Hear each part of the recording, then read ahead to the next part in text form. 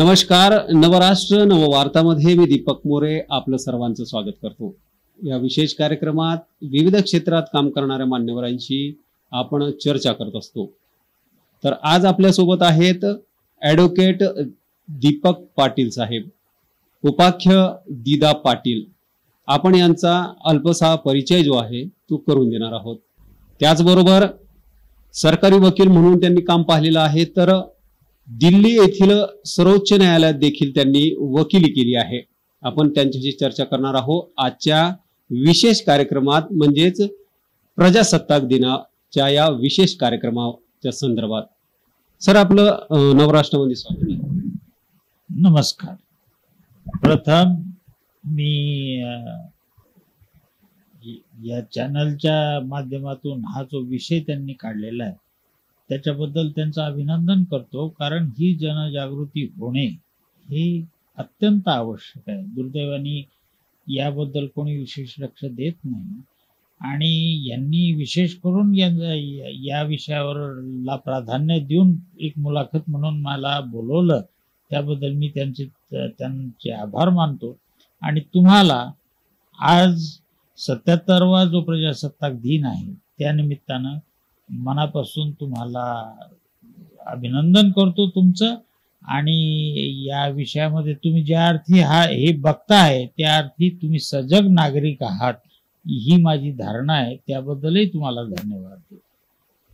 Sir, प्रजासत्ताक दिन साजरा केला जात आहे. मोठ्या प्रमाणात हा दिवस साजरा होत आहे. असं असताना अजूनही काही लोक आहेत त्यांच्यापर्यंत खऱ्या अर्थानं प्रजासत्ता म्हणजे जी काही सत्ता आहे ती सर्वसामान्यांची आहे हे अजूनपर्यंत पोहोचलेलं आहे. म्हणजे नेमकं प्रजासत्ताक म्हणजे काय ते हे बघा, फार चांगला प्रश्न तुम्ही विचारला. कारण अनेक तथाकथित मुद्दा म्हणतो मी, सुशिक्षित लोकांना सुद्धा स्वातंत्र्य दिन आणि प्रजासत्ताक दिन याच्यामधला फरक कळत नाही आणि जाणून घेण्याची त्यांना तशी गरज वाटत नाही. ही तशी गंभीर बाब आहे. कारण आपण स्वातंत्र्य मिळालं म्हणजे काय, तर कोणीतरी परकीय सत्तेपासून आपण मुक्त झालो आणि भारतीय लोकांना सत्ताधारी म्हणून नेमलं. प्रजासत्ताक दिनाला लोकांची सत्ता, घटनेची सत्ता हे अभिप्रेत येतात. लोकांची म्हणजे काय, घटनेची.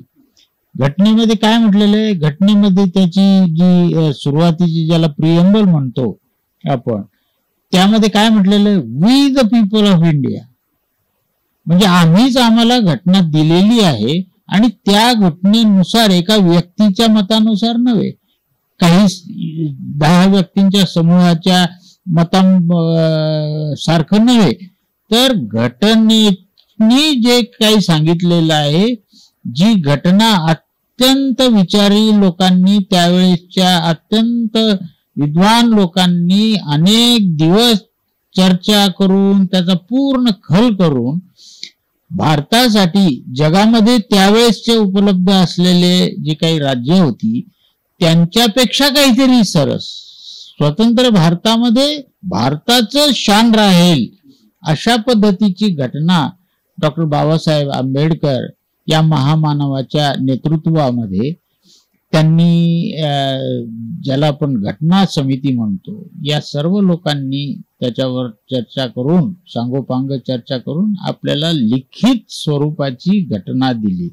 इंग्लंडमध्ये जी जनता होती ती इतकी सजग होती की लिखित स्वरूपामध्ये काहीही नसताना कन्व्हेन्शन म्हणजे काय, परंपरेने आलेली जी तत्व आहे ती जरी लिखित नसली तरी त्याचा मूळ गाभा जो आहे, त्या तत्वांच्या पाठीमागचं जे एक संकल्पना, जे एक विचार अभिप्रेत आहे, तो त्यांना महत्व त्यांनी ते दिलं आणि त्याप्रमाणे त्यांनी आतापर्यंत लोकशाही राबवली.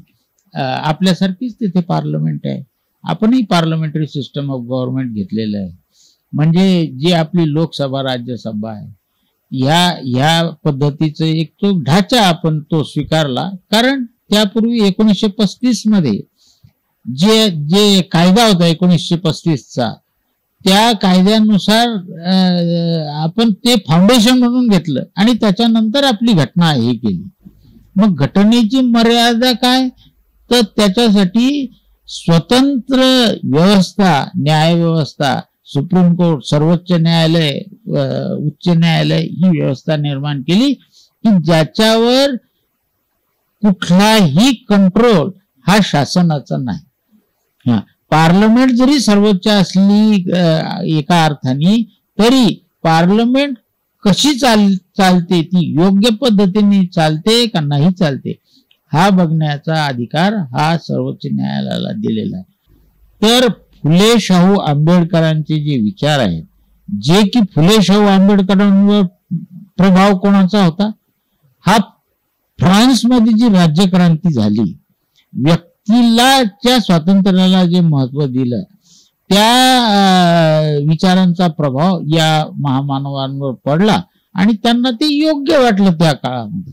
आणि म्हणून त्यांनी त्याला पुरोगामी म्हटलं. कारण प्रतिगामी म्हणजे काय की अत्यंत कडक धार्मिक सत्ता होती, पूर्वी धार्मिक सत्ताच होती, त्यामुळे धर्माचा अपरिहार्यपणे उल्लेख आणि त्याचं महत्व होतं आणि धर्म शिक्षण घेणाऱ्या लोकांचंच प्रभुत्व होतं.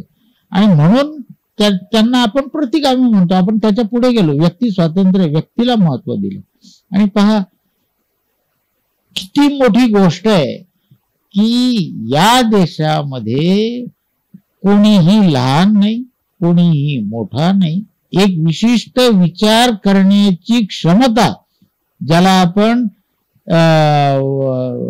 आपण मेजर म्हणतो, म्हणजे मतदानाचा अधिकाराची एक वयाची मर्यादा दिलेली. ती मर्यादा का दिली, तर साधारणपणे त्या वयाच्या पर्यंत वय जर झालं तर आपलं विश्लेषण करणं, ज्याला आपण निरक शिव विवेक म्हणतो, हंस न्याय म्हणतो, म्हणजे फक्त योग्य ते निवडायचं, हा विवेक ज्याच्यामध्ये येतो, त्या वयाच्या लोकांना मतदाराचा अधिकार दिलेला आहे. आणि त्यांच्या मतदानाच्या आधारावर ही राज्य सत्ता, म्हणजे आपले प्रतिनिधी, ते स्वातंत्र्य नाही. आपल्याकडे राईट टू रिकॉल हे अजून आलेलं नाही, त्याच्यावर डिबेट होते. राईट टू रिकॉल म्हणजे काय की बाबा मी आज अमुक एका व्यक्तीला निवडून दिलं, पण मला असं वाटलं की मी ज्या त्याच्याकडनं अपेक्षा केल्या होत्या त्याप्रमाणे तो वागत नाहीये आणि देशाच्या भवितव्यासाठी ते योग्य नाही, तर मी माझं जरी मत दिलं असतं तरी आम्ही बहुसंख्येने आता म्हणतो की आम्हाला आता हा नको, त्याला मागे बोलवा. की मला जे वाटतं तीच भावना तुमची आहे का, की आपण कुठेतरी चुकतोय. आपण भावनेच्या आधारावर अतिशय संकुचितपणे विचार करतोय की मी कोणत्या विचाराचा, म्हणजे विचाराचा नाही, कोणत्या पक्षाचा, कोणत्या जातीचा, कोणत्या धर्माचा मी आहे आणि त्याला अनुकूल कुठलं हे आहे त्याप्रमाणे मतदान करतो. आपल्याला विनंती करतो, अत्यंत नम्र प्रार्थना करतो की देशहित हे स्वीकारा, देश हिताचा विचार करा. आणि देश हिताचा विचार कसा, तर त्याला अत्यंत फार मोठा अभ्यास करावा लागतो. तुम्हाला जागतिक परिस्थिती काय, जागतिक अर्थशास्त्र काय, भारताचं अर्थशास्त्र काय, आपल्या वेगवेगळ्या अर्थनीती काय, राजनीती काय, हे सगळ्यावर वाचन, मनन, चिंतन करावं लागेल. तो अभ्यास आपल्याला करावा लागेल, तरच आपण त्याच्यामध्ये यशस्वी होऊ, असं माझं नम्र मत आहे. सर, आपण विस्तृत स्वरूपात आजच्या या प्रजासत्ताक दिनाचं महत्व जे आहे पटवून दिलं आहे आणि सर्वांना, युवक असतील आणि भारतातले जे नागरिक आहेत, सर्व यांनी आपला देशहित समोर ठेवून आपलं मतदान करावं असं सरांनी या ठिकाणी मत व्यक्त केलं आहे. यासह पुढच्या भागात नवीन व्यक्तींसोबत नवीन विषयावर पुन्हा चर्चा करूयात. तोपर्यंत नमस्कार. नवराष्ट्र, दीपक मोरे, बुलढाणा.